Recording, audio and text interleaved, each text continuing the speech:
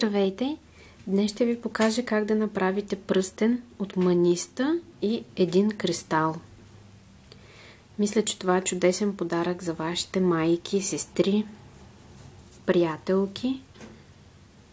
Ето така стои пръстенчето. Ще ви го покажа и на снимка. Това е мой модел, прави се много лесно и бързо. И става с много малко маниста. Както казах, едно кристалче или каквото топченце намерите вкъщи. Ще работим с прозрачна корда.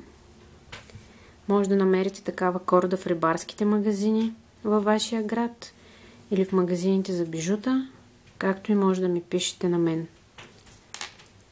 Ако нямате такава корда, може конец и игла.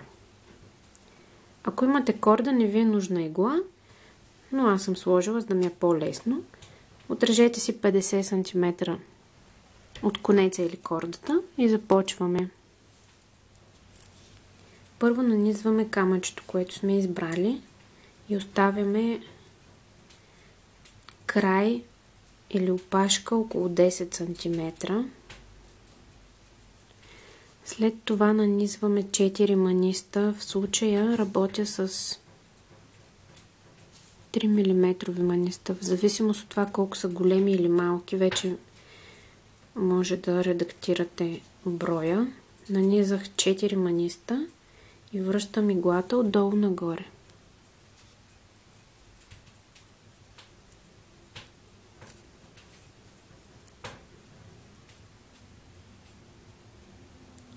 Сега ще го завъртя и ще повторя тази стъпка. Още 4 маниста.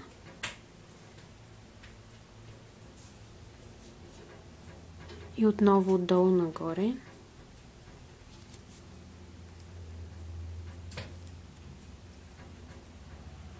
Сега ще запълним тези дупчици тук, като добавя още едно манисто.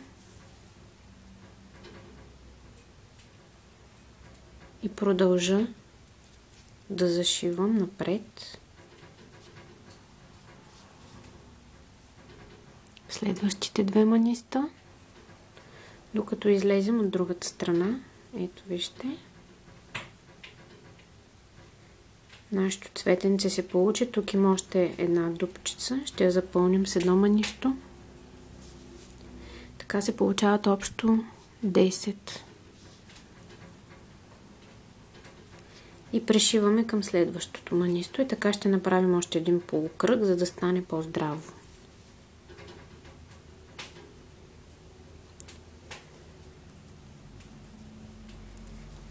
Ако работите с корда, както казах, не ви трябва игла. Ако работите с игла, бъдете внимателни. Да не се набудете, не бързайте. Така, значи минахме конеца още веднъж по тези маниста, за да стане по-здраво. Ето го нашето цветенце. Продължаваме последния начин. Слагаме 2 маниста и така ще бъде до края.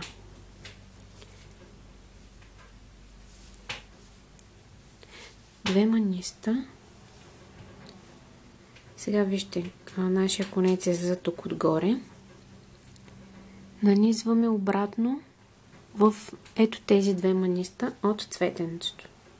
1, 2. Отдолу нагоре.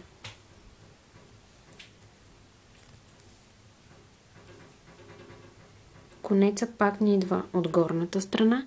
Сега ще го върнем иглата в тези 2 нови маниста, които зашихме. Връщаме наобратно и по този начин продължаваме до края. Сега правим ето тази част на пръстена тук. Ще зашиваме толкова маниста, колкото искаме да е голям. Трябва да го пробвате. Продължаваме. Конеца излиза от долната страна. 2 маниста. Зашивам отгоре.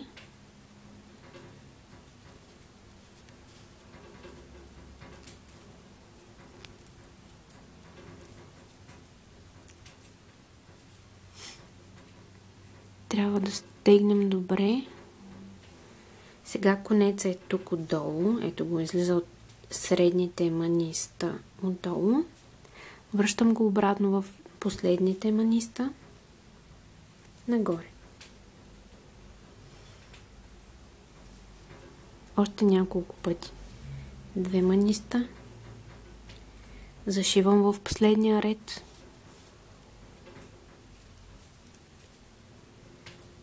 Минавам с конеца за втори път през новите 2 маниста. И се получава така. Шийте колкото е необходимо дълго, както казах, и така слагайте на пръста и измервайте. И когато е достатъчно дълго, ще ви покажа как да завършим пръстенчето. Зашила съм пръстена толкова дълъг, колкото е необходимо. Сега остава да свържа двата края. Конеца излиза тук от долната страна на тези маниста.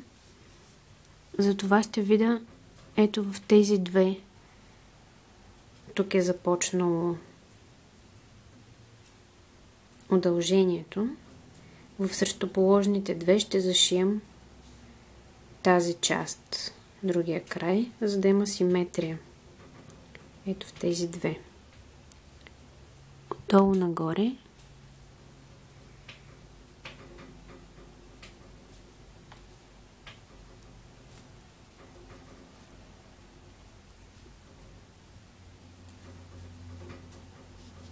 Ще дръпна тази опашка тук, която стърчи, за да не ми пречи.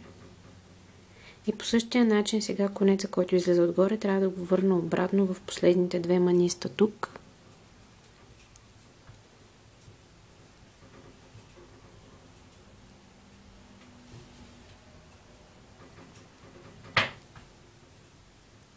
Ще затегнем. Още веднъж ще върнем в тези 2 маниста от цветенцето, където първоначално пришихме.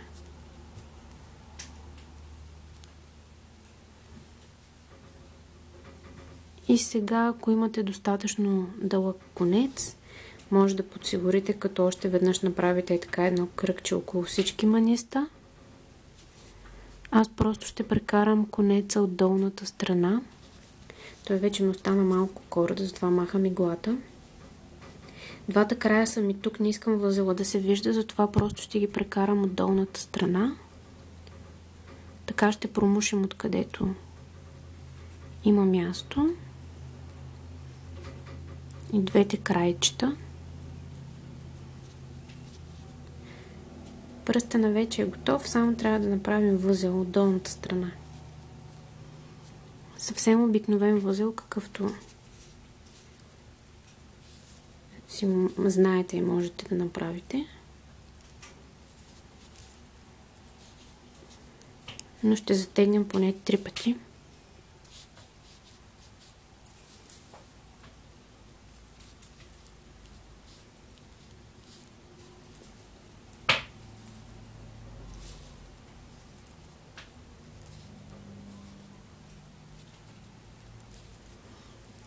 След това ще изрежем краищата и пръстенът е готов. Ефектен е много, защото има това кристалче, което блести, красив е, прави се сравнително бързо и лесно и материалите не са скъпи. С едно пакетче може да направите едно пакетче маниста и няколко кристала, може да направите доста подаръци. Дано и вие по-малките се справите.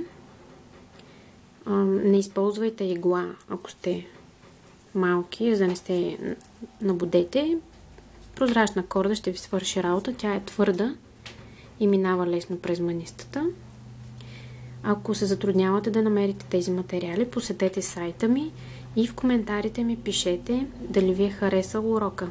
Благодаря ви, чао!